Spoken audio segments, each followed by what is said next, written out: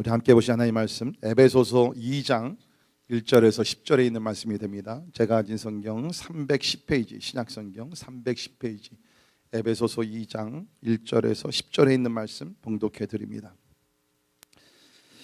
그는 허물과 죄로 죽었던 너희를 살리셨도다. 그때의 너희는 그 가운데서 행하여 이 세상 풍조를 따르고 공중의 권세 잡은 자를 따랐으니 곧 지금 불순종의 아들들 가운데서 역사하는 영이라. 전에는 우리도 다 그 가운데서 우리 육체의 욕심을 따라 지내며 육체와 마음에 원하는 것을 하여 다른 이들과 같이 본질상 진노의 자녀이었더니 긍휼이 풍성하신 하나님이 우리를 사랑하신 큰 사랑을 인하여 허물로 죽은 우리를 그리스도와 함께 살리셨고 너희는 은혜로 구원을 받은 것이라. 또 함께 일으키사 그리스도 예수 안에서 함께 하늘에 앉히시니 이는 그리스도 예수 안에서 우리에게 자비하심으로써 그 은혜의 지극히 풍성함을 오는 여러 세대에 나타내려 하심이라. 너희는 그 은혜에 의하여 믿음으로 말미암아 구원을 받았으니 이것은 너희에게서 난 것이 아니요 하나님의 선물이라. 행위에서 난 것이 아니니 이는 누구든지 자랑하지 못하게 함이라. 우리는 그가 만드신 바라 그리스도 예수 안에서 선한 일을 위하여 지으심을 받은 자니 이 일은 하나님이 전에 예비하사 우리로 그 가운데서 행하게 하려 하심이니라. 아멘. 아멘. 자, 오늘부터 우리는 은혜의 삶이라는 새로운 설교시를 시작합니다. 우리 그리스도인들이 우리 가장 많이 사용하는 단어 중에 하나가 바로 그 은혜라는 단어인 것 같습니다. 이 은혜는 우리가 교회 안에서도 많이 사용되지만 우리가 세상에서도 이 은혜라는 단어를 우리가 종종 많이 사용한, 제가 설교를 준비하면서 내 생애에 이 은혜라는 단어를 언제 한번 제가 가장 처음으로 뜻있게 사용했는가 가만히 생각해 보니까 희한하게도 교회 안보다는 교회 바깥에서 처음으로 이 은혜라는 단어에 나름대로 은혜를 받았더라고. 그게 뭐냐면 여러분 옛날에 한국에서 우리 그 스승의 날 노래 기억하십니까? 기억하시면 한번 손 들어봐. 스승의 날 노래. 네. 그 스승의 날 노래를 보면 이렇게 시작하죠. 스승의 은혜는 하늘 같아서. 기억하십니까? 네. 기억 안 하는 사람은 다 bad student. 선생님들 은혜를 모르던 사람입니다. 거기서 보게 되면은 이제 이 노래가 그렇게 되면 하늘 같아서 우러러 볼수록 높아만 지네 참되거라 바르거라 가르쳐 주신 스승의 마음은 어버이시다. 아 고마워라 스승의 사랑 아 보답하리. 그 다음에 뭐요? 스승의 은혜. 요새도 부르니까 잘 모르겠어요. 요새는 모르는데 하여튼 제가 이렇게 보니까 그때 이 노래를 부르면서 그 스승, 그 선생님에 대한 그 사랑과 그 존경심이 많았었는데 하여튼 그 스승의 은혜. 그래서 이 은혜라는 단어는 교회 안에서도 그렇지만 우리가 밖에서도 많이 사용하는데 특별히 우리가 영어에서는 이 grace라는 단어를 여러 가지 이렇게 그 상황에 사용한다는 것 같습니다. 우리 보통 우리 그리스도인들 식사할 때 식기도를 합니다. 영어로는 그거를 let's say prayer, 그거를 grace라고 얘기합니다. grace. Can someone give grace? 누가 식사기도 할 수 있습니까? 그것이 grace라는 것이고요. 그 다음에 우리가 또 영어에서 보게 되면은 누가 이렇게 후하게, 그렇죠? 이렇게 이렇게 또 호의를 많이 베풀 때 그렇게 얘기합니다. He's very 뭐라 그래요? gracious. 은혜를 많이 베풀어 준다. 그 단어를 우리가 쓰고요. 그 다음에 이 grace라는 단어는 어떠한 그 예술, arts, 그 다음에 어떤 사실 운동에서도 이러한 단어를 쓰는데 굉장히 그 무브먼트가 그 움직임이 굉장히 이렇게 유연하고 아름답고 막 그럴 때 grace라는 단어를 씁니다. 그래서 이렇게 뭐 댄스 하는 사람도 보게 되면은 이렇게 뭐 짐나스틱이나 아니면 이렇게 그 퍼포먼스 하는 사람들 굉장히 grace dancer 그런 그 단어를 씁니다. 그러니까 우리가 grace라는 단어를 우리가 이렇게 그 여러 가지 목적에 사용하다 보니까 그 참된 의미를 또 이렇게 우리가 지금 잃어버리는 그 아쉬움이 좀 있는 것 같아요. 그 사실 이 은혜라는 것을 보게 되면은 이거는 기독교를 대표하는 단어라 그러더라도 절대로 부족함이 없는 것 같아요. 우리 한 단어, 기독교를 한 단어로 우리 표현한다 그러면 물론 우리 보통 사랑이라고 얘기하는데 사실은 보게 되면 그 사랑은 사실 다른 종교도 있습니다. 그런데 우리가 다른 종교에서 찾아볼 수 없는 한 단어가 있어요. 그것이 뭐냐면 은혜라는 것입니다. 제가 오늘 설명드리겠지만 왜 이것이 기독교의 유일한 단어인가 제가 나중에 설명드리겠지만 참 은혜라는 단어같이 소중한 단어는 없는 것 같습니다. 이번에 그 주제가 은혜의 삶입니다. 은혜의 삶인데 왜 제가 이 주제를 택했냐면 사도 바울이 그의 그 생애를 한마디로 요약했어요. 그것이 고린도전서 15장 10절에 나옵니다. 이번에 우리 요절이 되게 되는데 거기서 보게 되면 우리 같이 한번 읽을까요? 시작. 그러나 내가 나 된 것은 하나님의 은혜로 된 것이니 내게 주신 그의 은혜가 헛되지 아니하여 내가 모든 사도보다 더 많이 수고하였으나 내가 한 것은 아니요 오직 나와 함께 하신 하나님의 은혜로라. 네. 한마디로 바울은 자기 삶을 뭐라고 이렇게 얘기하냐면 I am who I am by the grace of God that I am. 나의 나 된 것은 하나님의 은혜라는 거예요. 믿으십니까? 한번 따라합시다. 나의 나 된 것은 오직 하나님의 은혜로다. 네. 제가 이제 은퇴하면 설교할 기도 제목이 바로 이겁니다. 저는 벌써 은퇴 설교 제목 벌써 다 잡아놨어요. I am who I am. 나의 나 된 것은 하나님의 은혜로다. 여러분 여기 보게 되면 사도 바울이 다른 사도들과 더 열심히 더 헌신적으로 희생하면서 충성을 했던 것을 우리 잘 압니다. 그러면서도 마지막에 붙이는 것 이것 또한 하나님의 은혜로다. 아멘. 네, 그래서 혹시 여러분께서 누가 와서 어떻게 이렇게 성공하셨습니까? 그때는 뭐라고 대답해요? 네, 오직 하나님의 은혜로다. 네, 근데 이제 중요한 것은 말로는 그렇게 하면서 내 속으로는 그래 내가 잘했지. 네, 그거는 it doesn't count. 진짜 마음 죽으시면서 I am who I am by the grace of God. 오직 나에 대하 되면 하나님의 은혜라는 것이에요. 그러니까 우리 그리스도인의 삶을 한마디로 요약하면 뭡니까? 하나님의 은혜, 은혜의 삶이라는 것입니다. 은혜의 삶. 자, 오늘날 우리가 사는 이 시대에 가장 큰 그 영적인 문제라 그럴까요? 또 우리의 어떤 그 원수 아니면 이단적인 요소, 헤레시, 그것을 우리가 한 가지 뽑는다 그러면 제 생각에는 인본주의인 것 같아요.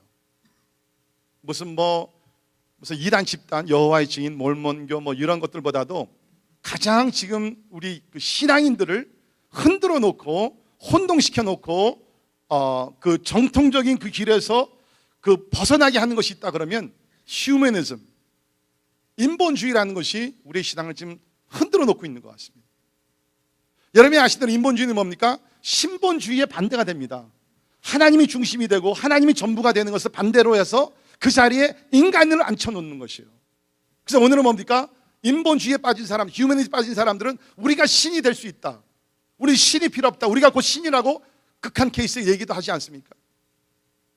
자, 그런데 우리가 인본주의를 우리가 좀 가깝게 우리가 생각을 해보면 이 교회 안에도 인본주의가 깊이 들어와 있습니다. 여러분, 인본주의는 뭐냐면 우리가 하나님을 인간으로 대체한 뿐만 아니라 언제든지 우리가 하나님께서 우리에게 주시는 그 사랑과 은혜와 자비와 긍휼 이런 것들에다 초점을 맞추지 아니하고 나의 노력과 나의 어떤 희생과 나의 어떠한 트라이하고 내가 어떤 노력하면서 거기에다가 내 신앙에 초점을 맞추면 이것이 인본주의가 된다는 것이에요. 그러니까 우리는 항상 하나님의 그 위로부터 나눠주시는 그 은혜에다 초점을 맞춰야 되는데 그것이 아니라 내가 여기서부터 위로 올라가려고 하는 어떠한 노력과 이것에 우리가 초점을 맞추면 그것이 인본주의로 빠지게 된다는 거예요. 그러니까 바울이 아까 얘기한 것 같이 뭡니까? 내가 노력을 많이 했다는 거예요. 내가 열심히 다른 사도보다 열심히 뛰었다는 거죠. 진짜 우리 사도 바울을 보면 밤낮 쉬지 아니하고 죽을 고비도 여러 번 넘기면서 충성을 다했던 사람입니다. 그러나 뭡니까? 그것도 뭐예요? 하나님께서 위에서부터 나에게 은혜를 주셨기 때문에 내가 이렇게 하나님 앞에 충성을 다할 수 있었다는 거예요. 자, 실제적인 예를 제가 몇 가지 들게요. 인본주의를 우리 조심해야 되는 것이 우리 성도님들 가운데 이렇게 그 기간을 정해서 하나님 앞에 헌신해 기도하신 분이 있습니다. 좋은 훈련입니다. 40일 정하고 100일을 정하고 1년을 정하시고 우리 한국의 어떤 교회에서는 1000일, 1000 days 정해가지고서 특세를 하는 교회들도 있는데 그 좋은 훈련이에요. 자, 그런데 우리가 조심해야 될 것은 뭐냐면 우리가 그것을 작정해서 기도하면서 내가 40일을 딱 마쳤을 때에 하나님께서 띵동 하면서 하나님께서 응답 주신다. 이것이 인본주의라는 거예요. 기도는 우리가 해야 됩니다. 작정하는 것은 좋은 것입니다. 그러나 내가 이만큼 쌓았기 때문에 하나님께서 반드시 내 기도를 응답하셔야 된다. 뭐요? 내 노력이 하나님의 은혜보다 훨씬 올라가 있는 것이에요. 이것이 인본주의라는 겁니다.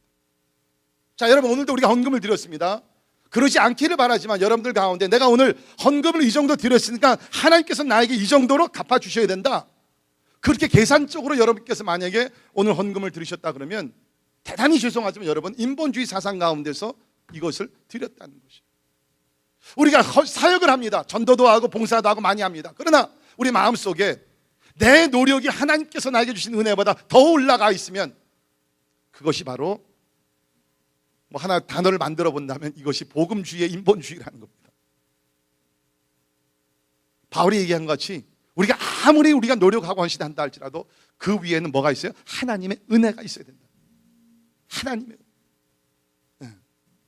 그래서 우리 교회 성도님들은 진짜 우리가 하나님 앞에 헌신하고 희생하고 우리가 열심히 충성봉사를 다한다 할지라도 진짜 내 노력이 아니라 먼저 하나님의 은혜에 초점을 맞추면서 그 은혜 가운데 사는 여러분들이 되기를 주의 이름으로 축원합니다.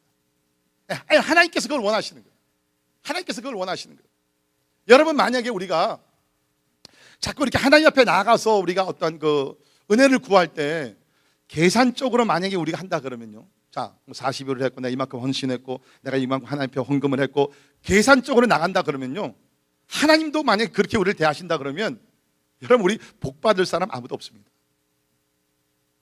우리 잘못 생각하는 것 중에 하나가 뭐냐면, 내가 과거에 그리스도를 믿었을 때는 I needed that grace in the past. 다 내 죄인이었으니까. 그러나 지금은 내가 내 노력으로서 내가 무엇을 이렇게 하나님의 은혜를 내가 earn, 내가 은혜를 만들어서 내가 보상을 받아야 된다고 생각하면요, 여러분 보세요.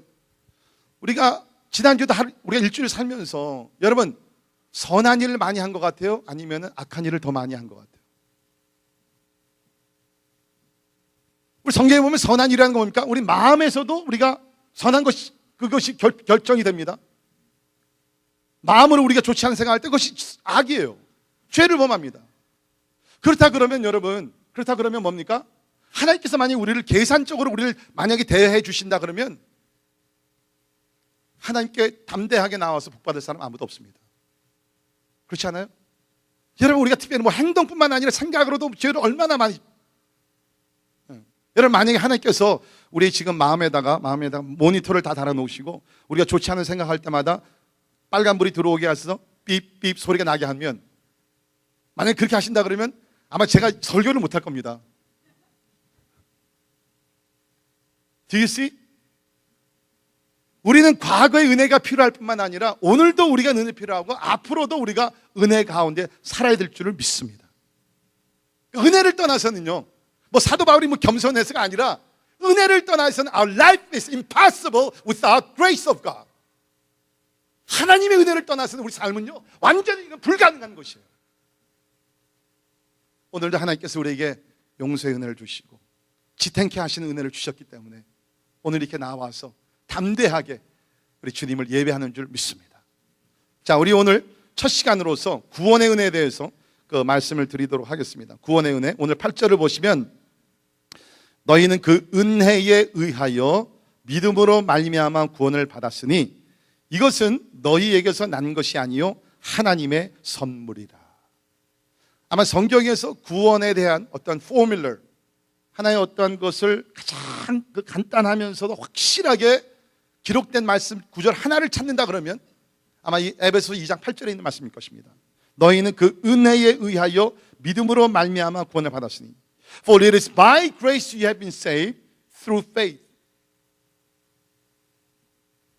너희에게서 난 것이 아니고 하나님의 선물이다. 자, 우리가 은혜라는 단어를 먼저 잠깐 살펴보겠는데요. 사실 이 은혜라는 단어가요, 우리 구약에서부터 시작이 됩니다. 보통 이렇게 어떤 분들은 구약에는 율법 시대고 신약에는 은혜 시대다. Therefore 구약에는 은혜가 없었고 신약에만 은혜가 있었다라고 착각하시는 분들이 있어요. 절대로 그렇지 않습니다. 하나님은요, 인간이 아담과 하와가 죄를 범하고 나서부터 인간을 대하실 때 어떤 통로를 통해서, 은혜라는 통로를 통해서 인간들을 대해 주셨어요. 그래서 히브리어의 은혜라는 단어는 어떤 의미가 있냐면 to bend and to stoop. 이건 뭐냐면은 구부리다 아니면 굽히다. 특별히 이것은 높은 사람이 아래에 있는 사람을 만나고 아래에 있는 사람에게 호의를 베풀기 위해서 무릎을 굽히고 구부리고 하는 제스처를 얘기합니다. 여러분 우리 가끔 이제 텔레비 보게 되면 영국의 그 로열 패밀리들이 나오죠. 그 여왕도 나오고 뭐 찰스 또 나오고 뭐 여러 사람이 나옵니다. 근데 보게 되면 가끔 이제 그 로열 패밀리 멤버들이 뭐 어린 아이들이든지 아니면 평민들을 만날 때 이렇게 높은 자리에서 내려와서 무릎을 굽히고 어린 아이들을 이렇게 감싸주고 이렇게 어루만져주는 그런 모습들이 이렇게 가끔 보입니다. 성경에서 나온 히브리의 컨셉의 그 은혜라는 것은 바로 그거예요. 높은 사람이 아래에 있는 아주 평범한 또 별로 가치가 없는 사람에게 호의를 베풀기 위해서 무릎을 꿇고 친절히 베푸는 거예요. 이것이 성경에서 얘기하는 그 grace의 오리지널 미닝, 원래 의미는 바로 그것입니다. 그래서 이 히브리어의 이 은혜라는 것은 condescending favor, 그러니까 높은 사람이 아래로 내려주는 어떠한 그 호의라는 것입니다. 그러니까 높고 높으신 하나님께서 이 낮고 천한 죄인 같은 우리들을 사랑하시기 위해서 베풀어 주신 것이 바로 그것이 은혜라는 거예요. 그래서 보통 우리가 은혜라는 것을 영어로는 God's free and undeserved mercy toward us. 그러니까 하나님께서 우리에게 주시는 그 선물, 그리고 우리는 받을 만한 자격이 없는 자들에게 주신 그러한 그 사랑이 바로 은혜라는 거예요. 자, 성경에 뭐 은혜의 이야기가 상당히 많이 나오는데 아마 대표적인 이야기를 우리 하나 뽑는다 그러면 아마 요한복음 8장에 나오는 가늠하다 잡힌 여인을 용서해 주신 예수님의 은혜일 것입니다. 여러분 그 사건 잘 아십니다. 가늠하다가 현장에서 잡혀서 여인이 끌려와서 사람들이 돌을 들고 율법에 따라서 다 쳐 죽이려고 합니다. 그것이 율법이었기 때문에. 저는 그 이야기를 읽을 때마다 두 가지 의문이 있습니다. 하나는 왜 가늠하다 현장에서 잡혔는데 그 여인은 잡혀왔는데 왜 그놈은 안 잡혀왔냔 말이에요. 그렇죠. 그놈이 잡혀와야 되는데, 또 한 가지는 뭐냐, 현장에서 잡혔으니까 아주 그냥 뭐 옷차리면 이것이 굉장했을 거예요. 얼마나 부끄럽고 수치스럽습니까? 잡혀가지고 사람들이 끌고 와가지고서 그냥 돌을 던지면서 죽이려고 합니다. 그때 예수님께서 나서시죠. 뭐 이렇게 뭐 크게 막 뭐 하지 않습니다. 조용히 그 여인 옆에 가서 무릎을 꿇으시고 땅에다 글을 쓰십니다. 뭘 쓴 글이라고는 성경에 안 나와 있어요. 많은 학자들이 추측하기는 돌을 던져서 죽이려고 하는 사람들의 죄명들을 다 쓰셨을 것이다. 그러면서 예수님이 말씀하십니다. 너희들 중에 죄 없는 자가 먼저 쳐서 죽여라. 예수님께서 아마 뭐 10계명을 쓰셨든지 뭐 다 쓰셨겠죠. 다 걸리거든요. 마음으로 간음한 사람들 다 걸리거든. 마음으로 살인한 사람들 다 걸리거든. 그러니까 돌을 놓고 다 돌아가는 거예요. 그때 예수님께서 여인을 보시고 하시다. 너를 정죄하는 자는 다 어디 있냐? 아무도 없죠. 나도 너를 정죄하지 아니하노니 이제는 돌아가서 그런 죄를 범하지 말라. 이게 은혜예요. 완전하신 죄 없는 하나님의 아들 예수 그리스도가 죄 많은 여인을 향하여서 호의를 베푸시고 용서하신, 이것이 성경에서 가르치는 그 은혜라는 것입니다. 자, 오늘 본문 말씀 보면 왜 우리가 이 은혜를 떠나서는 구원을 받을 수 없는지 우리가 알 수 있어요. 어떤 분들은 이렇게 나가서 전도하다 보면 아직도 자기의 의의를, 내가 착한 일을 하고 선한 일을 해야지 그래도 구원받죠, 자기 의의를 나타내려고 하는데, 오늘 본문 말씀 특별히 1절에 3절에 보게 되면 예수 그리스도를 믿기 전의 삶이 어떠했는지를 알게 되면 절대로 자기 의의를 나타낼 수가 없어요. 자, 봅시다. 우리 1절부터 3절까지는 BC life, before Christ life를 얘기하고 있는데, 도무지 우리의 모습이 어땠는가? 1절을 보시면 그는 허물과 죄로 죽었던 너희를 살리셨도다. 그러니까 우리가 허물과 죄로 죽었다는 겁니다. 여기 죽었다는 것은 육적인 죽음이 아니라 영적인 죽음을 얘기하고 있죠. 그러니까 허물과 죄로 인해서 우리가 영적으로 죽었다는 것입니다. 이런 얘기를 하면 이제 우리 초신자들은 그렇게 얘기하죠. 아니, 내가 이렇게 뭐 살아있고 내가 예수를 믿기 전에도 내가 두 발을 디디면서 내가 잘 살아다녔는데 왜 죽었다고 얘기합니까? 살아있는데. 여러분, 성경에서 얘기하는 영적인 죽음이라는 것은 무슨 뭐 내가 여기서 목숨이 끊고 그게 아니라 하나님과의 분리된 것을 죽음이라고 얘기합니다. 하나님, separation from God. 그것이 성경에서 얘기하는 영적인 죽음이에요. 자, 아담과 하와가 에덴 동산에서 죄를 범하게 됩니다. 그렇죠? 선악과를 따먹지 말라고 주님께서 말씀하셨어요. 창세기 2장 17절에 보면 선악을 알게 하는 나무의 열매는 먹지 말라. 내가 먹는 날에는 반드시 죽으리라. 반드시 죽으리라. 근데 아담과 하와가 따 먹었거든요. 근데 그 자리에서 육적으로는 죽진 않습니다. 계속 살아있습니다. 대화를 하고 막 도망도 다니고 뭐 다 하죠. 이게 뭐예요? 그때부터 하나님과 분리되어서 에덴 동산에서 쫓겨나게 됐습니다. 그러니까 성경에서 영적으로 죽었다는 것이 뭐냐? 하나님과 분리게 됐다는 거예요. 왜 죽었느냐? 그 이유가 나오게 되는데, 허물과 죄로 인하여. 허물과 죄. 여기서 얘기하는 허물과 죄는 조금 컨셉이 다른 것인데, 이 허물이라는 것은 영어로는 sin of commission. 그러니까 내가 범하는 죄를 얘기합니다. 다시 말해서 성경에서 뭐를 하지 말라 그랬는데 내가 범하는 거예요. commit. 간음하지 말라, 거짓말하지 말라, 탐욕을 품지 말라, 뭐 이렇게 내가 그걸 한단 말이에요. 그것이 바로 허물이 되고요. 거기 죄라는 것은 뭡니까? 내가 해야 되는 것을 하지 않을 때. 다시 말해서 하나님의 완전한 어떤 그 타겟이 있는데, 기준이 있는데 거기에 못 미치는 겁니다. 왜? 내가 그것을 하질 않아서. 예를 들면 내 이웃을 내 몸같이 사랑하라, 가난한 자를 돌아보라, 그렇죠? 나가서 전도해라. 그런데 내가 못하는 경우가 많이 있어요. 그것이 바로 죄라는 거예요. 그러니까 쉽게 말씀드리면, 왜 우리가 영적으로 죽은 사람들이 됐냐?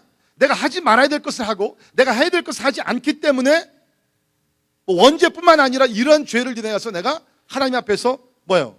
영적으로 죽은 사람이 되었다는 거예요. 그러니까 보통 우리가 뭐 이제 대표 기도할 때 혹 잘못하면 이렇게 기도합니다. 죽을 수밖에 없었던 우리를 살리시고. 죽었어요. 다른 말은 뭐예요? 죽었던 우리를 살리셨다는 것이 바른 얘기예요. 영적으로 우리가 다 죽었다는 것입니다. 하나님과 아무 관계가 없어요. 분리됐어요. 죄 때문에, 허물과 죄로 인하여서 죽었던 우리를 살리셨다는 거예요. 그것이 우리의 영적 상태였다는 것입니다.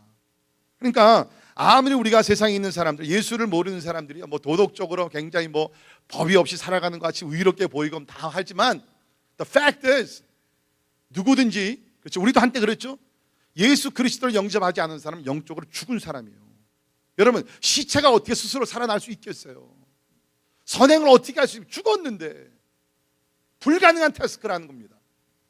자, 두 번째, 우리가 예수를 믿기 전에 어떤 영적 상태였느냐? 2절을 보시면, 그때에, 예수 믿기 전입니다. 그때에 너희는 그 가운데서 행하여 이 세상 풍조를 따르고 세상의 권세 잡은 자를 따랐으니 곧 지금 불순종의 아들들 가운데서 역사하는 영이라. 자, 보세요. 여기서 보니까 첫째는 뭡니까? 그때 예수 믿기 전에 이 세상 풍조를 따랐다는 것입니다. 세상의 풍조는 뭡니까? 일시적인 부귀영화, 일시적인 쾌락을 추구하게 만듭니다. 근데 우리도 예수 그리스도를 모르기 전에 영적으로 우리가 죽었고 보지 못하고 깨닫지 못했기 때문에 세상 풍조를, 세상 사람들이 그냥 사는 대로 그냥 살아갔다는 거예요. 근데 제가 더 안타까운 것은 뭐냐? 예수 안에서 거듭난 사람들이면 세상 풍조를 이제는 끊어버리고 여기서 변화를 받아가지고서 하나님 나라의 꿈을 가지고 나가야 되는데, 하나님께서 근본적으로 새로운 피조물을 만들어주셨는데 아직도 세상의 풍조를 쫓아가는 사람들이 있다는 거예요. 얼마나 안타까워. 그러나 우리 근본적으로 뭡니까? 과거에 우리 예수를 믿기 전에는 이 세상 풍조를 따라서 살아갔다는 거예요. 그 악의 시스템 속에서 우리가 살아가면서 그것을 모르면서 그냥 우리가 세상 흐름 속에 살아가고 있었다는 거예요. 두 번째, 여기서 보게 되면 영적으로 원수 지배 아래 있었다는 것이 어떻게 표현이 됐습니까? 공중의 권세 잡은 자를 따랐다. 공중의 권세 잡은 자. 성경에서 마귀를 공중 권세 잡은 자로 지금 여기서 묘사하고 있습니다. 공중. 우리 성경을 보게 되면 이게 전체적으로 영역을 세 가지로 나누게 되는데요. 맨 위에는 하늘이 있습니다. 하늘 보호자에는 누가 앉아 계세요? 누가 계세요? 하나님 아버지께서 하늘 보호자에서 앉아서 통치하고, 물론 하나님의 영으로 우리 가운데 계시지만 성경에 보면 하늘에서 통치하시는 분이 하나님 아버지고, 우리 사람들은 지금 어디 영역에 살고 있습니까? 이 땅에 살고 있습니다. 그렇죠? 하늘과 땅 사이에 뭐가 있냐면은 공중이라는 것이 있어요. air. 그냥 뭐 우리가 공기 이렇게 숨 들이쉬고서 하는 그게 아니라, 하늘과 땅 사이에는 이 공중이라는 것이 있는데 한 땅보다는 높습니다. 위시적으로 봤을 때. 그 공중의 권세 잡은 자가 누구냐? 바로 마귀 사탄이라는 것이에요. 여기 보니까는 공중 권세 잡은 자를 따랐다. 이 공중이라는 것은요, 세상 어느 곳에 가든지 다 있는 것이 공중입니다. 그렇다 그러면 여기서 공중 권세 잡은 자를 따랐다는 것은 세상에 살고 있는 땅을 밟으면서 사는 모든 피조물들은 공중 권세 잡은 자의 타겟이 될 수가 있다는 거예요. 공중 권세 잡은 자가, 마귀가, 사탄이 우리를 괴롭히고 공격하고 유혹하고 시험하고 넘어뜨릴 수 있는 대상이 바로 우리 인간들이라는 거예요. 그래서 예수 그리스도가 우리 삶 속에 들어오셔서 주님의 권세 안으로 우리를 옮겨주시기 전에는 우리가 하늘 권세 잡은 그 공중 권세 잡은 마귀 권세 아래서 우리가 살고 있었다는 거예요. 근데 여기서 보니까 뭡니까? 지금도 불순종의 아들들 가운데서 역사하고 있다는 거예요. 지금도 예수 그리스도를 모르는, 결국 뭡니까? 하나님의 말씀에 불순종하는 사람들 가운데서 역사하는 것들이 뭐야? 공중 권세 잡은 마귀가 지금 역사하고 있다는 것입니다. 그래서 여러분, 우리 주변에 보십시오. 사람으로 도무지 할 수 없는 아주 그냥 흉측한 일들을 합니다.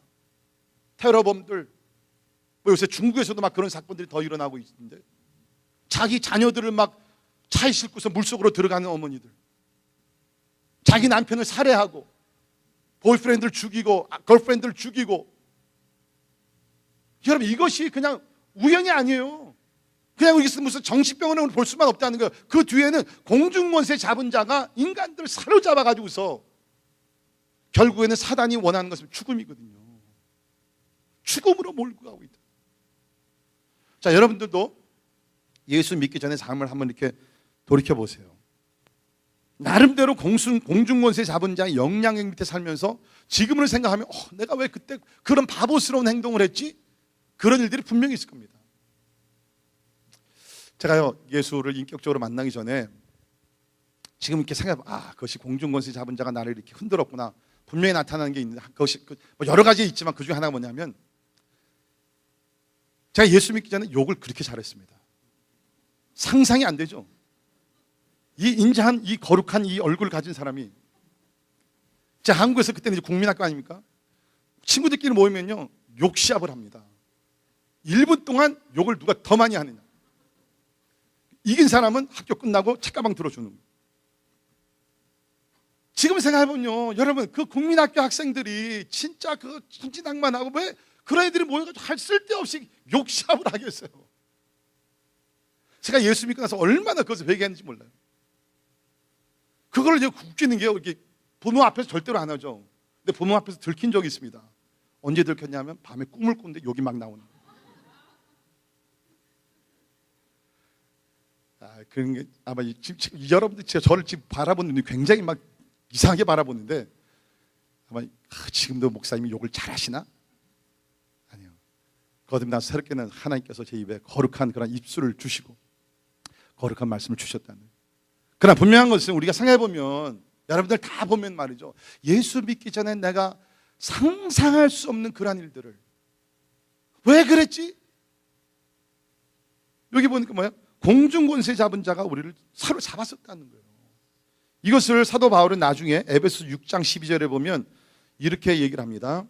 4가지로 이것을 공중권세 잡은 자를 표현을 했는데, 우리의 씨름은 혈과 육을 대상대하는 것이 아니요 통치자들과 권세들과 이 어둠의 세상 주관자들과 하늘에 있는 악의 영들을 상대합니다. 여러분, 아직도 안타까운 것은 예수를 믿지 않는 분들은요, 아직도 세상 공중권세 잡은 자가 저들을 찾고 있다는 거예요. 그런데 감사하게도 예수 믿은 사람들은 이제 옮겨졌어요. 우리가 공중권세, 마귀의 권세 아래에서 예수 그리스도 안에 권세로 옮겨진 것을 믿고 확신하며 승리하시기를 주의 이름으로 축원합니다. 그러나 영적으로 봤을 때 우리가 그런 존재들이었어요. 뿐만 아니라 마귀 아래 있으면서 3절을 보면, 전에는 우리도 다 그 가운데서 우리의 육체의 욕심을 따라 지내며 육체와 마음에 원하는 것을 했다 그랬어요. 우리가 과거에는 그저 어떻게 하면 하나님을 기쁘시게 하고 거룩한 삶을 살, 그것이 아니에요. That was not our interest. 우리 과거에는 뭡니까? 마귀의 사로잡혀가지고서 육신의 정욕과 안목의 정욕과 이생의 자랑, 이런 것들을 하면서 우리가 삶을 살았다는 거예요. 영적으로 죽었고 영적으로 원수 마귀의 권세 안에 살았다는 거예요. 세 번째, 여기 보니까, 그러므로 보니까 3절에 본질상 진노의 자녀였더니 하나님의 진노를 피할 수 없었던 진노의 자녀들이었다는 것입니다. 구원받기 전에 여러분, 하나님의 진노의 자녀들이었어요. 자, 여러분 성경을 보면 특별히 구약을 보게 되면 하나님께서 인간들이 죄를 많이 범했을 때 하나님께서 진노하셔서 심판하신 때들이 있었습니다. 예를 들면 노아 시대가 그랬죠. 그렇죠? 노아 시대가 하나님 앞에 죄를 많이 범해서 하나님께서 물로 심판을 하십니다. 그뿐만 아니죠. 우리가 소돔과 고모라 성을 보게 되면 그 가운데 죄악이 많았기 때문에 하나님께서 불로 심판을 하십니다. 인간들이 자기네들이 하나님과 같이 되겠다고 올라갔을 때 하나님께서 바벨탑을 언어라는 것을 심판을 하십니다. 하나님의 진노가 각 시대들마다 이렇게 나타나는 것을 보게 되어 있어요. 왜? 죄로 인하여서. 근데 오늘 성경을 보니까 우리도 허물과 죄로 인하여서 원래는 뭐냐? 하나님의 진노를 받아야 되는 사람들이었다는 거예요. We were the recipients of God's wrath. 그러니까 우리가 밖에 나가면요, 우리도 예수 믿기 전에 그랬지만 뭐 겉으로 보면 굉장히 뭐 점잖하고 의롭게 보이고 뭐 도덕적이고 굉장히 윤리적으로 살고 뭐 다 그러는 것 같지만 영적으로 봤을 때는 뭡니까? 허물과 죄로 인하여서 하나님의 진노를 받아야 될 대상들이 바로 예수를 모르는 인간들이라는 거예요. 그런데 이것이 우리 인간들의 운명이에요. 모든 인간들의 운명입니다. 그런데 하나님께서 보시면서 그래도 하나님의 형상으로 만들어진 그 인간들을 구원하시겠다고 마음을 드십니다. 그리고서 택하신 것이 뭐냐? 구원의 방법으로 택하신 것이 뭐냐면 이 바로 은혜라는 거예요. 근데 은혜를 오늘 4절 5절에 보면 여러 각도에서 좀 얘기를 했는데 4절을 보세요. 긍휼이 풍성하신 하나님이 우리를 사랑하신 그 큰 사랑을 인하여 허물로 죽은 우리를 그리스도와 함께 살리셨고 너희는 그 은혜로 구원을 받은 것이라. 자, 여기서부터 보게 되면 하나님께서 우리를 위해서 베풀어 주신 네 가지의 축복이 나옵니다. 첫째는 하나님의 긍휼입니다. The mercy of God. 하나님의 긍휼, 긍휼이 풍성하신 하나님이. 그렇죠? 그래서 보통 우리가 성경에서 볼 때 뭐 긍휼, 자비, 은혜 다 거기가 거긴 것 같아요. 근데 조금씩 차이가 있습니다. 자, 여기서 얘기하는 그 긍휼, mercy라는 것은 뭐냐면 어떤 사람을 마땅히 저주해야 되는데 저주하지 않는 것이 성경에서 얘기하는 긍휼이라는 것입니다. 다시 말해서 인간이 죄를 범해서 하나님께서 죄에 대한 심판과 저주를 condemnation, 하나님께서 그 저주를 퍼부어내지 마땅한 것이에요. 근데 하나님은 여기 보니까 긍휼하신 하나님이기 때문에 하나님께서 그 저주를 걷어가실 때가 있습니다. 자, 예를 들면 우리 이스라엘의 역사를 보게 되면 하나님께서 이스라엘 백성들에게 내가 거룩한 것 같이 너희도 거룩하고 그러면서 거룩한 율법을 주시고 제사장들을 주시고 하나님 앞에 나와 예배하게 하시고 온갖 모든 것을 다 거룩한 삶을 살 수 다 준비해 주셨습니다. 선지자들을 보내주시고. 그런데 이스라엘 백성이 뭐예요? 오랫동안 수백 년 동안 하나님 앞에 불순종하고 불순종할 뿐만 아니라 이런 성전에서 여호와를 예배하는 곳에서 이방신을 갖다가 모셔놓고 막 예배를 하고 그 안에서 막 온갖 성적인 어떤 아주 악한 행동을 막 합니다. 그래가지고 타락이 이스라엘의 타락이 진짜 끝까지 찼어요. 제사장들부터 시작해가지고 모든 평민의 이르기까지 완전히 The nation was filled with the wrath of 하나님의 그 진노를 받을 수밖에 없는 상태에 빠지게 됐어요. 그래서 하나님께서 할 수 없이 잠시 어떠한 징계를 하십니다. 자, 성경을 보면 신명기 30장 3절에 보면 이 사건이 일어나기 오래전에 하나님 모든 것을 아시고 이렇게 예언하셨습니다. 내 하나님 여호와께서 마음을 돌이키시고 너를 긍휼히 여기사 포로에서 돌아오게 하시되 내 하나님 여호와께서 흩으신 그 모든 백성 중에서 너를 모으시리니. 그러니까 하나님께서 잠시 너희들이 포로 생활에 들어간다. 징계를 받아야 된다. 그러나 나는 긍휼하신 하나님께서 이스라엘 백성들을 계속적으로 영원히 이스라엘 백성들을 바벨론에서 죽게 하지 않겠다는 거예요. 왜? 저들 가운데 어떤 거룩한 것이 있어서 저들 가운데 어떤 의로운 삶이 또 그게 아니에요. 그냥 하나님께서 그냥 일방적으로 하나님의 긍휼하심을 이스라엘 백성들에게 주시겠다. 이게 긍휼입니다. 여러분, 오늘도 만약 하나님께서 우리를 긍휼로 대해주시 아니하시면요, 우리는 죄를 범할 때마다 하나님께서 우리에게 심판을 원래는 하셔야 돼요. 근데 긍휼하셔서 저주를 하나님께서 가지고 가신다. 두 번째, 사랑이 나옵니다. 4절에 우리를 사랑하신 그 큰 사랑을 인하여. 이건 뭐 우리가 너무 잘 아는 내용이니까 하나님 우리를 사랑하셔서 독생자를 주셨고 그리스도께서 우리를 사랑하셔서 십자가에 달려 죽으신 그 큰 사랑. 그 다음에 5절, 7절, 8절에 보면 세 번씩이나 은혜라는 단어가 나옵니다. 다시 말씀드리지만 은혜는 받을 자격이 전혀 없는 사람에게 베풀어주는 호의, the favor. 하나님께서는 우리에게 그 은혜를 주신다는. 근데 그 은혜를 받을 사람이 아무 자격이 없다. 이게 중요합니다. 0%. 여러분, 예수님께서 십자가 달려 죽으실 때 양쪽에 그 죄수들이 있었습니다. 큰 죄를 범해가지고서 둘 다 십자가형, 크루시픽션이라는 죄형을 받게 됩니다. 그러니까 그 당시에 웬만한 죄수들은 십자가형을 받지 않고, 십자가 가장 고통스럽고 가장 무서운 그런 형이기 때문에. 근데 거기 보니까 예수님도 십자가형을 받으시고, 물론 예수님 죄가 없으신 분이 우리를 죄를 짊어지시고 죽으신 거지만 두 명의 죄수들이 있었어요. 한 죄수는 같이 십자가 달려 죽게 되면서 예수를 향해서 비웃습니다.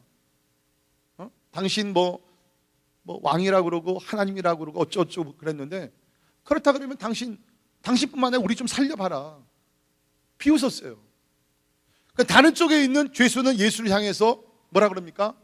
비웃는 죄수에게 우리는, 야, 그런 얘기 하지 마. 우리는 우리 죄로 인해 십자가를 받거니와 이번에 죄가 없으신 분이야. 뭐요? 고백한 거예요.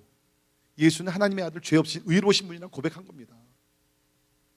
그러나 자기 삶이 너무 부끄러우니까 뭐 구원해달라고 말을 못했어요. 그냥 한마디 하죠. 주님의 나라 임할 때 나를 기억해 주옵소서. 나를 기억해달라. 여러분, 그 죄의 수가, 그 행악자가 하나님의 천국에 들어갈 수 있는 자격 0%. 교회 한 번 가지 못했어요. 기도 한 번도 못했습니다. 헌금 한 번 드리지 못했어요. 단기 선교 생각도 못했겠죠. 근데 예수님께서 호의를 베푸십니다. 오늘 내가 나와 함께 낙원에 있으리라. 여러분, 우리가 구원 받을 때뿐만 아니라 하나님 앞에 우리가 나아갈 때마다 우리가 붙들 수 있는 것은 오직 예수 그리스도의 은혜밖에 없는 것을 믿으시기를 바랍니다. Please listen to my words. 여러분, 오늘도 교회 나오실 때, 그래서 내가 지난주에 큐티를 했고, 내가 어저께 나가 전도를 했고, 내가 뭐 교회 나와서 봉사를 했고, 그랬기 때문에 나는 오늘 자신감을 가지고 내가 주님 앞에 나와서 오늘 예배 드릴 수 있지. 또 여러분들 가운데 지난주에 내가 또 이렇게도 죄를 범하고 저렇게도 죄를 범했는데 굉장히 무거운 마음으로 나오셨어요. 여러분, 우리가 의를 행하면 얼마나 행하고, 우리는 다 하나님 앞에서 we fall short of the glory of God. 하나님의 영광에 이르지 못하는 죄인들이에요. 믿으십니까? 그러니까 우리는 항상 뭡니까? 항상 주님 앞에 나올 때 내가 뭐 충만한 가운데서 신앙생활을 잘했든지 못했든지 항상 우리들 붙들 수 있는 것이 뭐예요? 예수 그리스도의 은혜라는 거예요. 여러분께서 아무 때나 여러분의 의를 가지고 주님 앞에 나오시면, 잘 들으세요, 여러분의 의를 앞세우고 주님 앞에 나오시면 여러분 은혜 못 받습니다. 하나님은 은혜를 구하는 자들에게만 은혜를 주십니다. 하나님의 은혜로서 우리가 구원을 받았다는 거예요. 옛날에 나폴레옹이 있을 때 실제적인 예화라 그러는데, 그 군사들 가운데 아주 그 젊었던, 뭐 어리다시피 한 어떤 젊은 그 군사가 있었는데, 그 군대 안에서 큰 죄를 범했어요. 그래가지고 사형형이 떨어졌습니다. execution. 그래가지고 다음 날이게 되면 이 젊은 그 어린 군사가 이제 사형을 받게 되는 날이에요. 근데 그날 밤에 소식을 들었던 어머니가 멀리 고향에서 찾아왔어요. 그리고 나폴레옹 앞에 무릎을 꿇고 얘기를 합니다. 내 아들을 좀 살려달고 내 아들에게 은혜를 베풀어 달라고. 그랬더니 나폴레옹이 이렇게 얘기했어요. 부인, 당신의 아들은 은혜를 입을 자격이 없습니다. 당신의 아들은 은혜를 입을 자격이 없습니다. 그랬더니 그 사랑하는 어머니가 물러서지 않고 간절한 마음으로 이렇게 얘기했다고 합니다. 알고 있습니다. 제 아들에게 그럴 자격이 있다면 그것은 은혜가 아닐 것입니다. 바로 이거예요. 우리가 자격이 있어서, 우리에게 의로움이 있어서 하나님 앞에 나간다 그러면 그것은 은혜가 아니죠. 나는 그럴 자격이 없는데, 나는 그런 가치가 없는 연약하고 비참하고, 우리가 좀 전에 읽은 말씀대로 하나님의 진노를 받아야 될 자녀 사람들이지만 I still come holding on to your grace. 우리 부르는 찬송 중에 빈손 들고 앞에가 십자가를 붙드네. 여러분, 그것은요, 내가 뭐 중범죄가 죄인이 돼가지고서 그냥 나와서 그게 아니라, 사실은 우리가 항상 우리가 주님 앞에 나올 때는 그 모습으로 나와야 되는 거예요. 빈손 들고 앞에 가. 하나님, 내가 하나님 앞에 내놓을 곳이 아무것도 없습니다. 내가 할 수 있는 것 십자가 은혜를 붙들 수밖에 없습니다. 그러니까 여기서 우리가 구원받을 수 있는 것이 하나님의 그 긍휼하심과 사랑과 은혜와 네 번째가 자비입니다. 7절에 보면 이는 그리스도 예수 안에서 우리에게 자비하심으로써 이것은 가장 소중한 것을 상대방에게 주는 구체적인 행동을 얘기합니다. 구체적인 행동. 하나님은 우리를 불쌍히 여기시고 우리를 사랑하시면서 그냥 마음적으로만 지난 금요일에 말씀드렸듯이 우리를 그냥 야 안 됐다 불쌍하다 그게 아니라 He went out and did something about it. 아들을 보내셨고 아들 예수 그리스도 우리의 십자가 달려 죽으셨어요. 그것이 바로 자비하심, 하나님의 자비하심입니다. 그러니까 여러분 1절부터 3절까지는 예수 믿기 전에 우리의 어떤 영적인 상태, 죽었었고 원수 밑에 살았었고 하나님의 진노의 자녀들이었어요. 그런 사람들이 어떻게 중생에서 구원을 받고, 그렇죠? 우리 진짜 그 5절에 보면 허물로 죽은 우리를 그리스도와 함께 살리셨고 6절에 또 함께 일으키사 그리스도 예수 안에서 함께 하늘에 앉히시니, 우리가 지금 이 땅에 살고 있지만 영적으로는 우리가 예수 그리스도와 연합해서 하나님 우편에 우리가 앉아 있거든요. 어떻게 우리가 이런 놀라운 은혜를 우리가 그 축복을 누릴 수 있느냐? 다른 것이 아니라는 거예요. 선행으로 우리가 이룰 수 없다는 것이요, 오직 예수 그리스도의 은혜라는 거예요. 믿으십니까? 그러니까 여러분들 가운데 아직도 그래도 내가 뭐를 해야지 내가 구원받지 않습니까? 은혜도 좋고 믿음도 좋은데 그래도 내가 무슨 선행을 해야지. 캐톨릭의 문제가 뭡니까? 바로 이것이에요. 믿음 저들도 믿습니다. 근데 믿음과 선행이 같이 가야 된다는 거예요. 근데 여기서 뭡니까? 오직 은혜라는 겁니다. 선행은 그 후에 구원받은 사람들이 은혜에 합당한 삶을 살기 위해서 하는 것이 바로 선행이라는 것이죠. 그래서 10절을 보시면 우리는 그가 만드신 바라. 다시 말해서 우리가 중생하고 하나님의 피조물이 되고 하나님의 자녀가 된 것이 내가 노력을 하고 내가 어떻게 뭐 희생을 하고 내가 뭐 적극적으로 그게 아니라 하나님께서 우리를 하나님의 자녀로 만들어 주셨다는 거예요. 할렐루야. 다시 부탁을 드립니다. 여러분의 구원의 문제를, 여러분의 노력은 0%고 모든 것이 하나님의 은혜 속에서 이루어진 것을 믿고 확신하시기를 주의 이름으로 축원합니다. 말씀의 결론 내리면서 그러면 우리가 어떻게 살아야 되느냐? 11절 보세요. 그러므로 생각하라. 그러므로 무엇을? 내가 예수 그리스도를 믿기 전에 어떤 사람이었고 어떻게 구원을 받았고 이제 나의 삶이 어떻게 살아야 된다는 것을 생각하라. 제가 아까 설교를 시작하면서 스승의 노래를 불렀습니다. 그 노래를 부르면서 제가 그 한국에서 바로 이제 떠나오기 전에, 그때는 이제 국민학교인데 국민학교 6학년을 졸업하고 이제 떠나왔는데, 국민학교 6학년 선생님, 아마 제가 미국에 온 지 40년인데 자주 생각했던 것 같아요. 왜냐하면 제가 이제 그 한국에서 5학년을 마치고 6학년 올라갈 때 저희 아버님 부도가 나가지고서 이제 6학년 1년을 굉장히 힘들게 다녔거든요. 진짜 일용할 양식 하나님 앞에 구하면서 우리 식구들이 살았습니다.